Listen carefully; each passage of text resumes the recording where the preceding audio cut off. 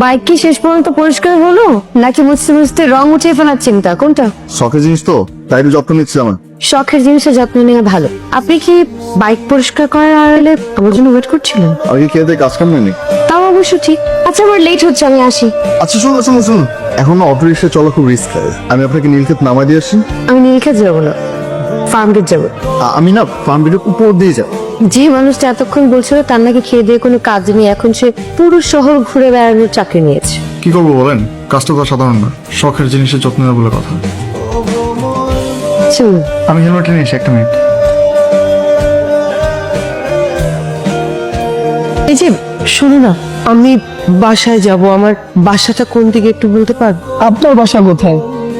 ঠিকানা মনে করছেন? তো মনে করার চেষ্টা করেন, মনে না করলে তো আপনাকে কেউ দেখা দিতে পারবে না।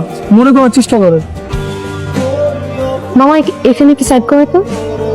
আন্টি আপনি এখানে কি করছেন? তুমি কে? আমি মাহিরা, সিলেট থেকে এসেছি, আপনাদের সাথেই তো থাকি।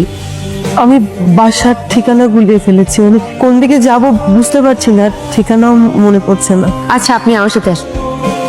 উঠুন উঠুন, চলো মামা। আন্টির অনেক শরীর খারাপ, আজকে বাসায় এসে রাস্তা ভুলে গেছিল, তাই তারা আমি রাস্তা থেকে নিয়ে এসেছি। আঙ্কেলের খুব টেনশন হতেছে, গিয়ে তো ডক্টর নিয়ে আসতে পারবা প্লিজ? আমি যাচ্ছি, তুমি টেনশন করো না। রনি বাইকের চাবি নে। দুশ্চিন্তার কোনো কারণ নেই, অতিরিক্ত টেনশনের কারণে প্রেশার ফল হয়ে গেছে। ঠিকমতো খাওয়া দাওয়া করবেন, আর হ্যাঁ যে মেডিসিন নিচ্ছিলেন মেডিসিনটা রেগুলার করবেন। আমি ডক্টরকে এগিয়ে দিয়ে এসে আপনি থাকেন। হ্যাঁ ম্যাম, ঠিকমতো খাওয়া দাওয়া করবেন কিন্তু। খারাপ লাগছে, একটু ফলের জুস এনে দিই। না এই কিছু খাওয়া। তুমি তাহলে ঘুমো, আমি তোমার মাথায় হাত বুলিয়ে দিচ্ছি। আন্টি অনেক ভাগ্যবান তাই না? আস্থা বিশ্বাস ভরসা থাকলে তো ভালোবাসা সুন্দর। কালকে আমার জবের এক্সাম আছে, আমার জন্য একটু দোয়া করো। কাল তোমাকে হলে আমি পৌঁছতে আসি। কেন করতেছে না? ভালো লাগে। শুধু কি ভালো লাগা? শুধুই ভালো লাগে। নিশ্চয় পরীক্ষা ভালো হয়েছে। আপনি নিশ্চয়ই 3 ঘন্টা ধরে আমার জন্য অপেক্ষা করছিলেন। হ্যাঁ না এগিয়ে যাচ্ছিলাম। আমি জানি আপনি কি বলবেন, এইদিকে যাচ্ছিলাম, হঠাৎ করে আপনার কথা মনে পড়লো, সেজন্য আপনি ভেবেছেন যে আমাকে নিয়ে বাসায় ফিরবেন, এই তো? এই কথা ছাড়া যদি অন্য কিছু থাকে তাহলে বলতে পারেন, মানে যেটা বিশ্বাসযোগ্য। তোমাকে সুন্দর জায়গায় নিয়ে যেতে চাই। কোথায়? গেলে তো ওকে। পরীক্ষা তো শেষ, সিলেটে ফিরে যেতে হবে। যেতেই হবে। আমার তো ঢাকায় সেরকম কেউ নেই, না মানে সবাই তো আমার সিলেটে থাকে। আর সত্যি কথা বলতে এই কয়েকদিনের যে সুন্দর সুন্দর স্মৃতি আমি নিয়ে যাচ্ছি, আমি সেগুলো কোনোদিন ভুলতে পারবো না। সব স্মৃতি হয়ে থাকবে। তুমি আমি তুমি সব স্মৃতি হয়ে থাকবো।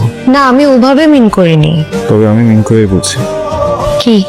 ডুবছি আমি তোর প্রেমে, ভাবছি তোকে যত, খুব যতনে মনে এখানে আছি ওদের। জি কি? আমি আমি আমি আমি আসছি। কি হয়েছে?